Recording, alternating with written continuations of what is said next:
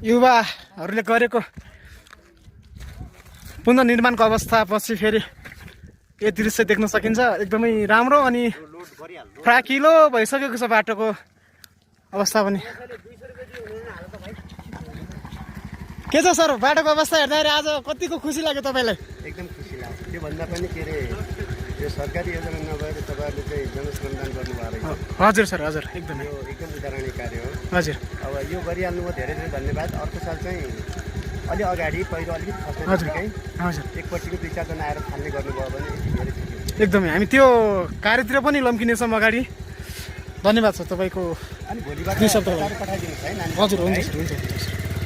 हामी पात्रासी गाउँपालिका वडा नम्बर 3